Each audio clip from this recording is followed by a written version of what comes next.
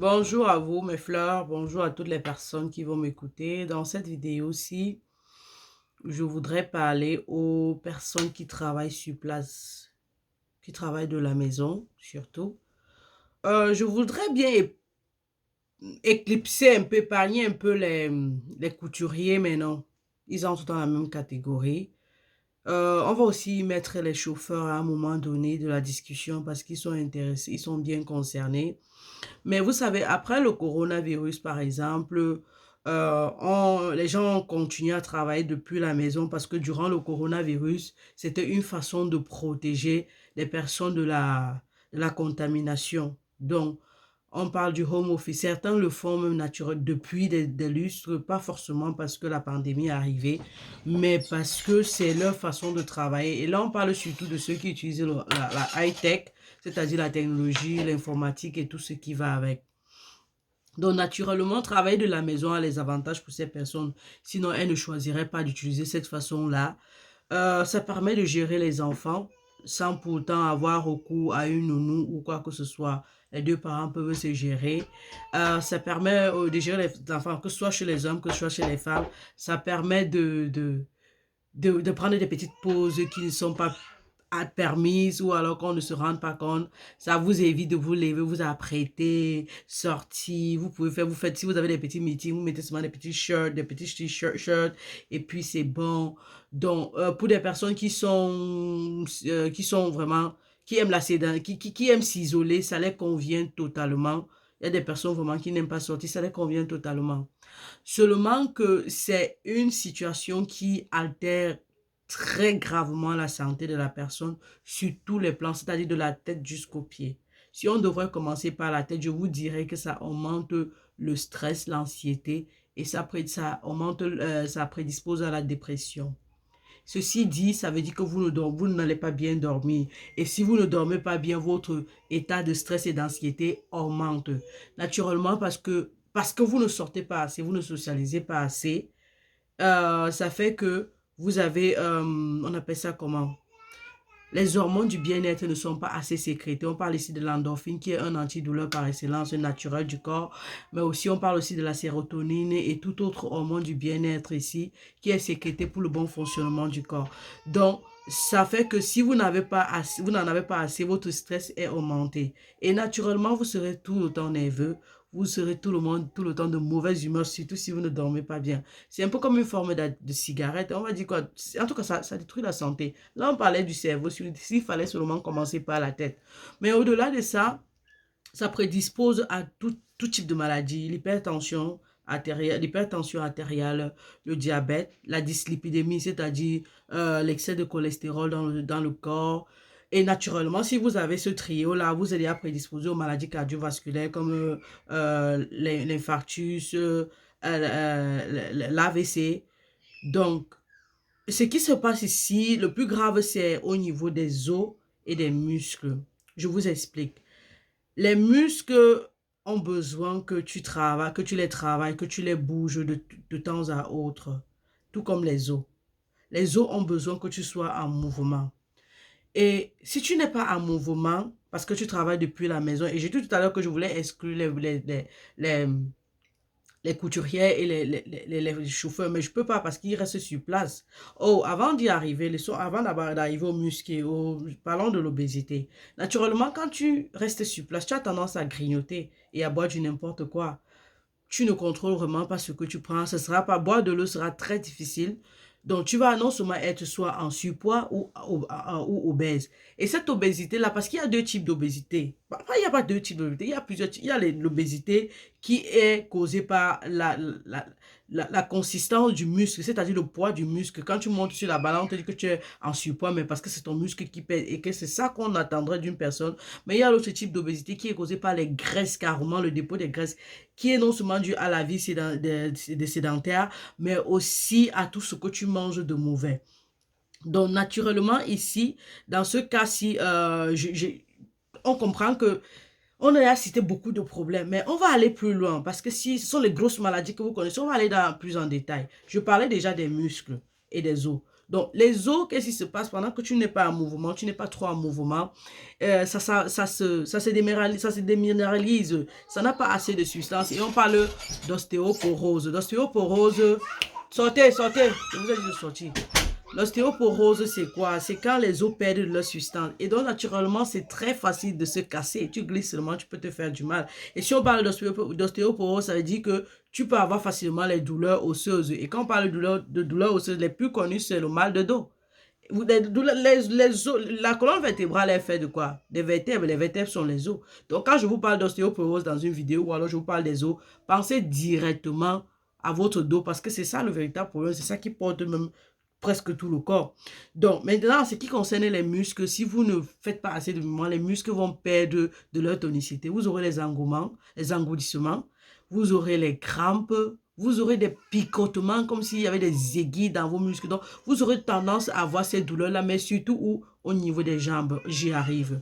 Pourquoi au niveau des jambes? Parce que normalement, si vous avez un bon style de vie, vous vous hydratez bien, vous faites l'activité sportive, c'est-à-dire vous levez, marchez seulement, ou vous placez debout de temps en temps, ou avoir une vie sociale, ce qui se passe, c'est que vous aurez une bonne circulation de sang.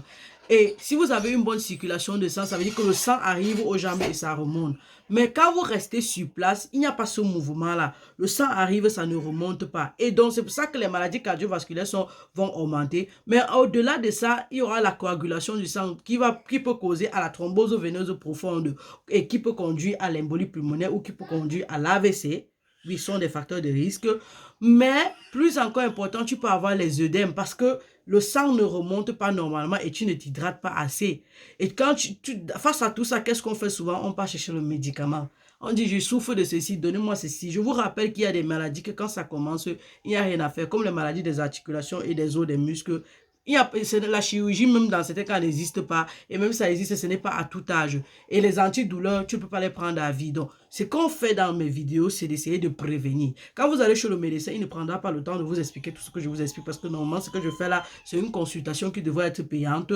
Ce que je fais là, c'est un tas d'argent. Mais je vous donne ça gratuitement. J'espère juste que vous allez apprécier, vous allez partager, vous allez mieux comprendre. Et ça va vous permettre d'étudier votre vie actuelle, de regarder ce que vous faites et d'améliorer. Je ne vous demande pas de trop faire, je vous demande juste de sortir, marcher de temps en temps au parc, sortir si vous travaillez sur place, même au bureau. Il y a des gens qui ne travaillent même pas de la maison, qui travaillent au bureau, mais qui sont toujours assis du matin jusqu'au soir. Notamment, répondez au téléphone, par exemple, debout, levez-vous, vous marchez, faites des tours, faites des activités plutôt debout, faites les photocopies plutôt debout au lieu de faire assis. Je sais pas, ceux qui travaillent à la maison, c'est aussi important de temps en temps aller travailler au bureau pour avoir le contact avec d'autres personnes. Je sais pas, ce serait bien d'apporter des petits changements comme ça là pour ton propre bien, faire des activités. Et là, quand on parle des personnes qui travaillent, il y a ceux qui visionnent beaucoup, là, qui ne travaillent pas, mais ils visionnent beaucoup, ils sont toujours assis.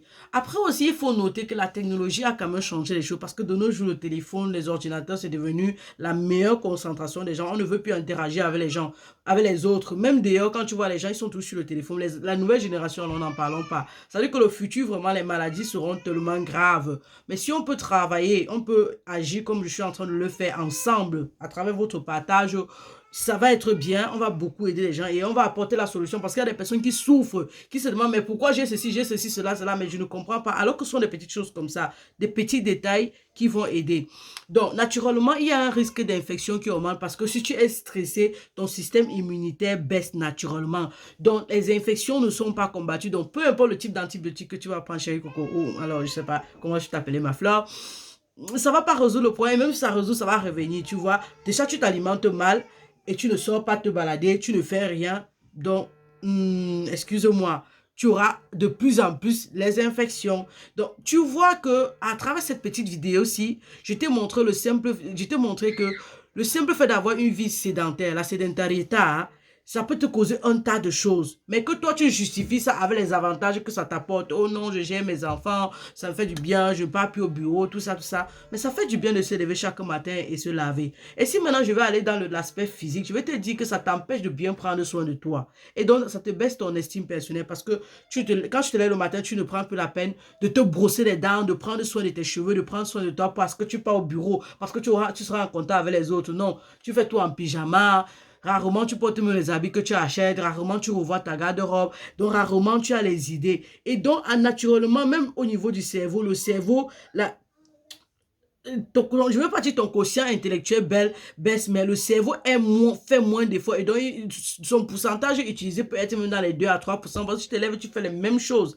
Et ne parlons pas alors de ceux qui ne font même aucun effort à la maison sur la décoration. Peut-être changer un peu la décoration ou faire des trucs. Donc, la vie est statique. C'est pour cela qu'il y a les querelles dans le mariage. Il y a les discussions. Les parents n'ont pas la patience pour les enfants. Et la maman crie tout le temps parce qu'elle est nerveuse. Elle ne change pas d'air. Elle ne voyage pas. Elle ne fait rien. Tout ce qu'elle fait, c'est seulement ça. Elle reçoit au salaire, pense que sa vie est bien. Et j'ajouterai maintenant si je peux finir avec ça en disant, les femmes qui viennent d'accoucher, c'est la plus grosse erreur que vous ne devrez pas commettre parce que c'est ce que vous commettez au quotidien.